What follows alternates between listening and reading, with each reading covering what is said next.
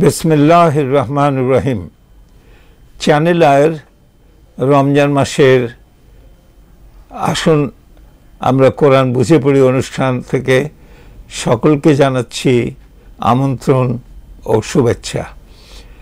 আমরা এই অনুষ্ঠানে সেই সব জিনিস তুলে ধরবার চেষ্টা করি যেগুলোর অর্থ যদি মানুষ হৃদয়ঙ্গম করে তাহলে তার জীবনে একটা তার পরিবর্তন আসলেও আসতে পারে।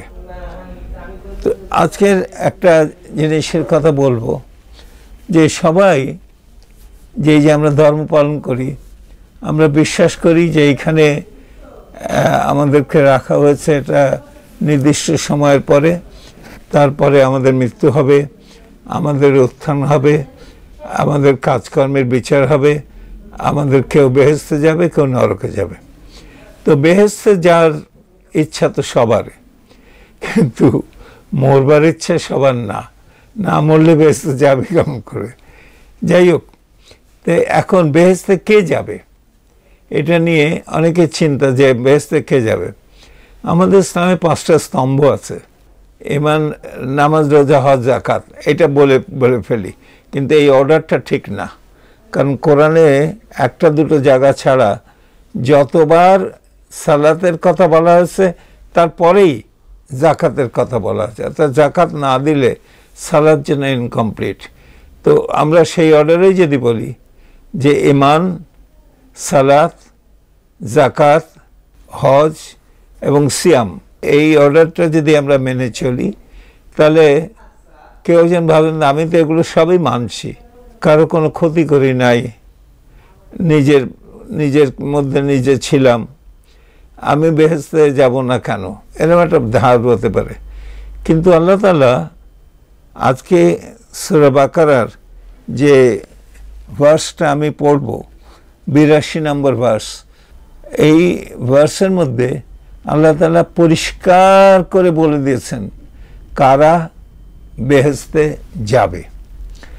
এটা আরবিটা হচ্ছে ওয়াল্লাযিনা, ওয়া এবং লাযিনা, মানে যারা আমানু, ঈমান এনেছে, ও আমিলুস সালিহাতি, সৎ কার্য করেছে, আমিলুস সালিহাতি সৎ কার্য করেছে, উলাইকা তারাই আসহাবুল জান্নাহ, মানে তারা জান্নাতের বাসী হবে, আর হুম তারা ফিহা মানে সেখানে খালিদুন চিরস্থায়ী হবে। তো এই যে কথাটা, যে যারা ঈমান আনে আর সৎকর্ম করে তারা জান্নাতবাসী, তারা সেখানে স্থায়ী হবে। এখন এই সৎকর্ম করার ডেফিনেশনটা কি? অনেকে বলবেন যে আমার যে রিসোর্স তাতে কোনো রকম আমি সংসার চালাই, আমার চালচলো তেমন খুব ইমপ্রুভ না, তো আমি কি করে মানুষকে সাহায্য করব, নিজেই পারি না, মানে to make both ends meet, তাহলে আমি সংসার চালাতে পারি না, তাহলে আমি অন্যের উপকার, ভালো কাজ কি করে করব?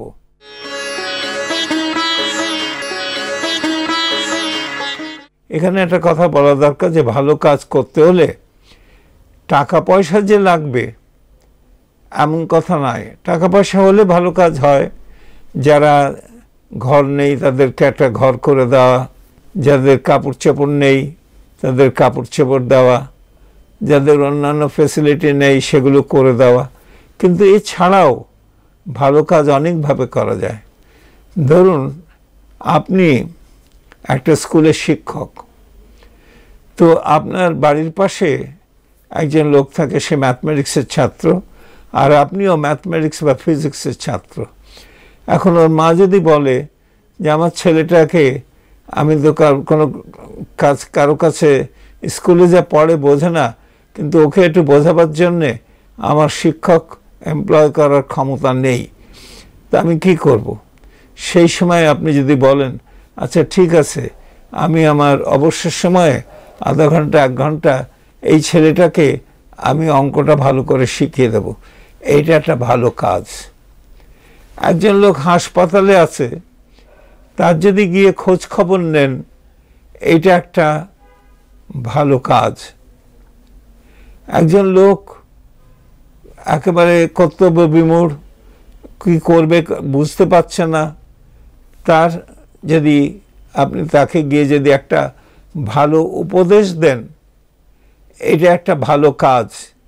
এগুলোতে টাকা লাগছে না, আপনার একটু সময় লাগছে, টাইম ইজ মানি, এটা ঠিক।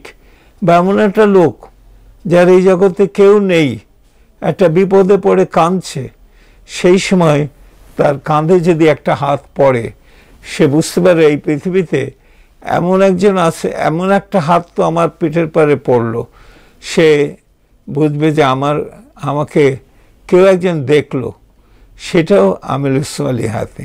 সুতরাং যে শুধুমাত্র টাকা পয়সা দিয়ে যে করা যাবে তা না। আরেকটা জিনিস, এটা ভাষার পরেও নির্ভর করে না।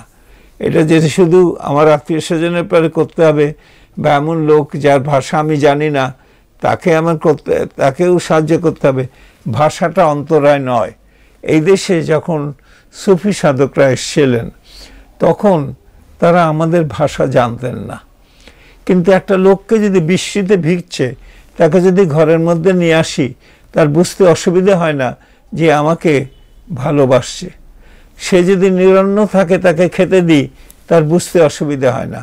সে যদি তার বিমার হয়, অসুস্থ, তাকে যদি ঘরের মধ্যে আনি, তার গায়ের উপর একটা চাদর দিই এবং পরের দিন তাকে যদি ওষুধ খাওয়ায়, তাহলে সুস্থ করে তোলার জন্যে, এটা বুঝতে অসুবিধা হয় না যে তার আমাকে ভালোবাসছে। সুতরাং ভাষার জ্ঞান, এখানে ভাষা না থাকলেও ভালোবাসা হচ্ছে ভালো ভাষা।